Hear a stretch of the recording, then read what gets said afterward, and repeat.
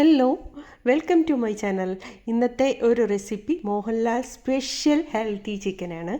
അപ്പോൾ ഈ ചിക്കന് ഒരു പ്രത്യേകത എന്താണെന്ന് വെച്ചാൽ ഒരുപാട് സ്പൈസസ് ഒന്നും ഇതിലില്ല. അതാണ് അതിൻ്റെ പ്രത്യേകത.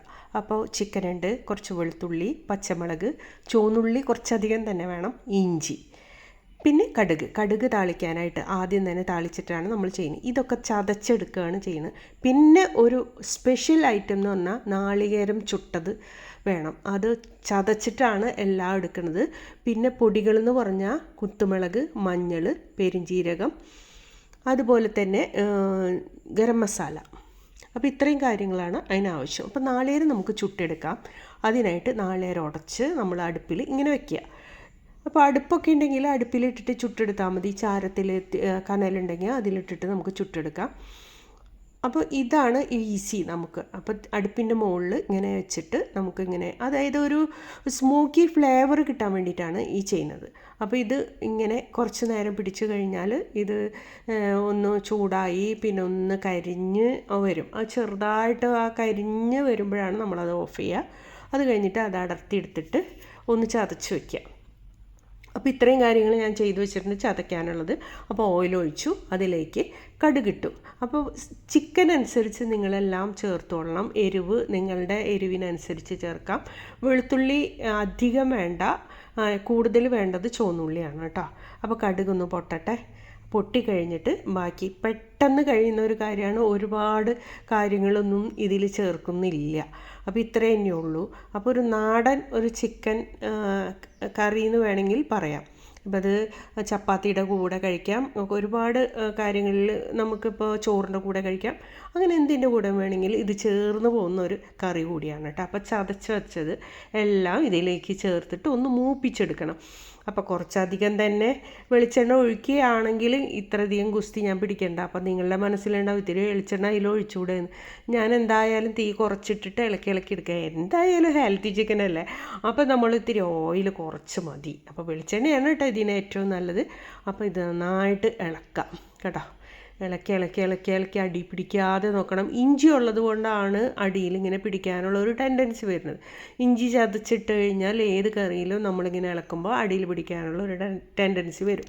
അപ്പോൾ നമുക്ക് ഇതൊന്ന് നോക്കാം. നല്ല മണം വരുന്നുണ്ട്. വെളുത്തുള്ളി, ഇഞ്ചി, പച്ചമുളകും കൂടെ ഒന്ന് മൂത്ത് കഴിയുമ്പോൾ നല്ലൊരു മണമാണ് വരിക. അപ്പോൾ അത് നല്ല മണമാണ്. അപ്പോൾ ഇവിടെയൊക്കെ നല്ല മണമുണ്ട്. എല്ലാവരും ഡിന്നർ കഴിഞ്ഞു പോയിട്ടാണ് ഞാൻ ഈ പരിപാടിക്ക് നിൽക്കുന്നത് കേട്ടോ. അപ്പോൾ നാളെ ചൂടാക്കിയിട്ട് ഉപയോഗിക്കാം. അപ്പോൾ ഇത്തിരി ഉപ്പിടാം. അപ്പോൾ വേഗം തന്നെ ഒന്ന് വാടി കിട്ടും. എന്തായാലും ചില റെസിപ്പി കണ്ടു കഴിഞ്ഞാൽ അപ്പം തന്നെ എനിക്ക് ഉണ്ടാക്കണം. അതൊരു കുറച്ചും കൂടെ ഹെൽത്തി ആണെങ്കിൽ ഓക്കെ. അത് ഈ ഏജിൻ്റെ ഒരു പ്രശ്നമാണ്. നമ്മൾക്ക് പല സൂക്കേടുകളും വരാനുള്ള ഒരു ടൈം കൂടിയാണല്ലോ നമ്മളുടെ ഈ ഏജ് എന്ന് പറഞ്ഞാൽ. ഒരു 50 കഴിഞ്ഞ് കഴിഞ്ഞാൽ ഇങ്ങനെയൊക്കെ പ്രതീക്ഷിക്കാവുന്നതാണ്. അപ്പോൾ ഇങ്ങനത്തെ ഒക്കെ റെസിപ്പി കാണുമ്പോൾ ചാടി പിടിക്കും അതുമേലേക്ക്. മറിച്ച് പഴംപൊരി, ബീഫ് അങ്ങനെ അതൊക്കെ ചെയ്യാൻ എനിക്ക് അത്രയ്ക്ക് അങ്ങോട്ട് ഇഷ്ടം തോന്നില്ല. കാരണം ഞങ്ങൾ രണ്ടുപേരും അങ്ങനെ കഴിച്ചാലും ശരിയാവില്ലല്ലോ, അതുകൊണ്ട്.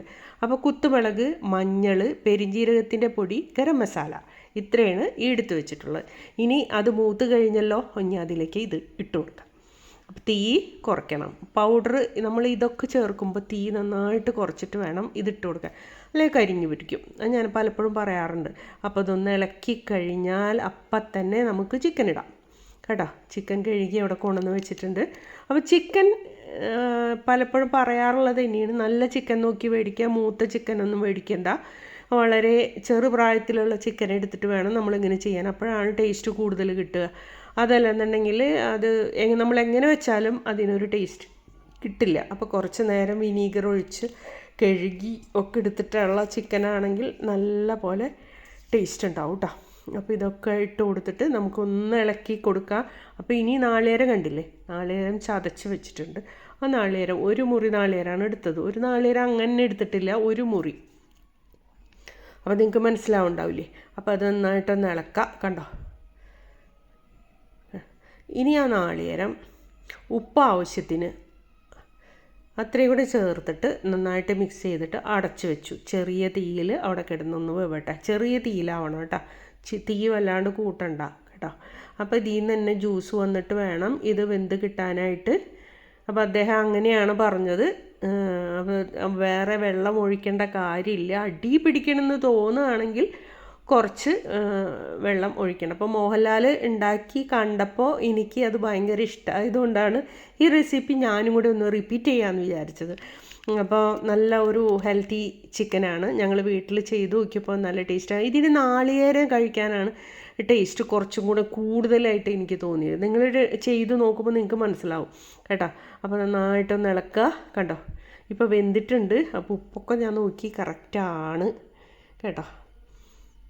ഇപ്പോൾ അതിന് ഞാൻ കുറച്ചെടുത്തിട്ട് കുറച്ച് ചോറ് ബാക്കി ഇരിപ്പുണ്ട്. നിങ്ങൾക്ക് വേണ്ടി ഞാൻ കഴിക്കുന്നത്. അപ്പോൾ ഞാനിത് മുമ്പ് കഴിച്ചിട്ടുള്ളതാണ്, എന്നാലും ഞാനിത് കഴിച്ച് കാണിക്കാം. കുറച്ച് ചിക്കനും റൈസും കൂട്ടിയിട്ട് കഴിക്കാം. എന്തായാലും ഇത് കഴിഞ്ഞപ്പോൾ എനിക്കൊരു ഭയങ്കര ഒരു കൊതി തോന്നുന്നുണ്ട്. എന്തായാലും കഴിക്കുന്നു. നല്ല ഒരു ടേസ്റ്റാണ് കേട്ടോ. എരിവൊക്കെ വേറെ നമ്മൾ കുത്തുമുളകും പച്ചമുളകും അല്ലാതെ വേറെ ഒന്നും സ്പൈസസിന് നമ്മൾ ഒന്നും ചേർത്തില്ല. എരിവ് പാകമാണ്. അപ്പോൾ എരിവിന് നിങ്ങൾക്കനുസരിച്ച് ചേർക്കുക കേട്ടോ. നല്ലൊരു റെസിപ്പിയാണ്. ട്രൈ ചെയ്ത് നോക്കുക കേട്ടോ. Okay, bye. വീണ്ടും കാണാം.